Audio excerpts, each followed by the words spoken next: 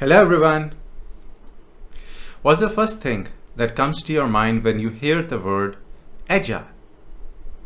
If you're like most people, you're probably reminded of user stories and backlogs and sprints and startup meetings and Kanban boards and burn down charts and the like. But pause here and think deeply. If you're following all these processes, is that what Agile is all about? Agile software development has been around for a long time. Though, if I recall correctly, it gained worldwide popularity starting in the early 2010s.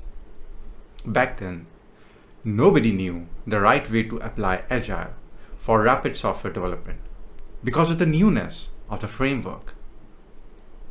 Several years later, most teams are now familiar with Agile and use some version of it to get their software delivered. Unfortunately, the essence of Agile seems to be lost. I've worked in teams where Agile was used as a guidebook. A rule in that book says we should do short meetings daily. Another rule points out that development sprints should be short. And yet another one talks about doing a retrospective after each sprint, whatever that means. These rules are usually applied verbatim because an expert says so. Who are we to question experts? The problem with applying off-the-shelf models of Agile is that we get lost in mindless processes. By doing so, we move away from the very essence of Agile, which is that Agile is an adjective, not a textbook. This realization dawned on me when I was reading the book, The Pragmatic Programmer. The authors of this book are also co-founders of Agile movement. In a section titled The Essence of Agility, the authors argue that Agile is all about responding to change. This simplest of definitions of Agile is what should drive teams to create great software, not processes that other teams follow. They conclude their discussion with a well-meaning statement. A team that doesn't continuously experiment with their process is not an Agile team. Let's go back in history to understand Agile a little bit. In the year 2001, a bunch of influential software engineers met to agree on a simple yet effective software development framework. They were experts in methodologies such as Scrum, Extreme Programming, DSDM, Pragmatic Programming, and more. From 3 days long discussions emerged what became the Agile Manifesto. The manifesto is based on 12 principles. The ones that I want to highlight are these. Satisfy the customer through early and continuous delivery of software. This should be given the highest priority. Think about it from your customer's perspective. If you were the customer, wouldn't you be naturally nervous about how your software might turn out? You are paying the bills after all. Planning the development to allow bi-weekly or monthly working demos to visually show the progress not only calms the customer's nerves, it also invites them to participate actively in the feedback loops. Business people and developers work together daily throughout the project. Developers build software. That's what they are good at. It's unreasonable to expect each developer to have intimate knowledge of their customer's business and take product engineering decisions based on that knowledge.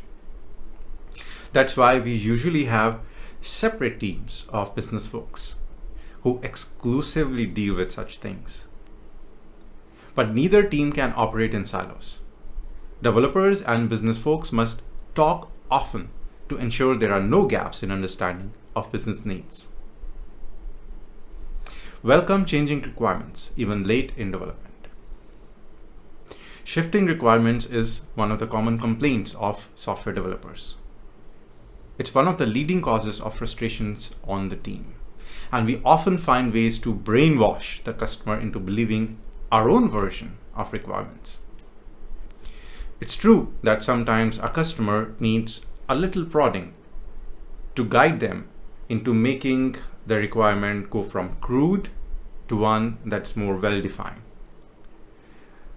But doing so often and without logical grounds may put the business in danger.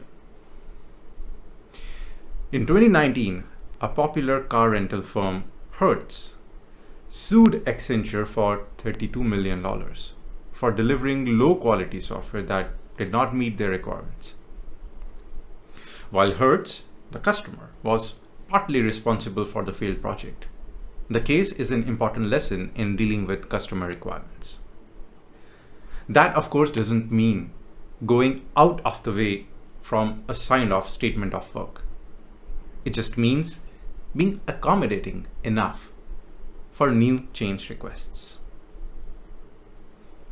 Delivering working software frequently. Shorter timescales are always preferred, so 2 or 3 week sprints allow customers to gauge progress and provide timely feedback. This reduces the chance of software development going off track in wildly unexpected directions. Working software is the primary measure of progress. Optimization comes second. Documentation is great, but should not come at the cost of demoable progress. The 12 principles can be summarized actually into just 4 deceptively simple values. Number 1, individuals and interactions over processes and tools. Number 2, working software over comprehensive documentation. Number 3, customer collaboration over contract negotiation. And finally, number 4, responding to change over following a plan. From my experience, I can say that number 2 and number 3 are the most difficult. Setting expectations with the customer may at times be tricky, unpleasant, or downright impossible. If you are a software developer, it's equally important for you to be part of the customer's world and journey. Ultimately, the art of creating good software doesn't only lie in writing clean code, but also in enforcing inclusive and structured communication patterns. I hope this discussion will trigger a renewed sense of Agile and empower us to write better software.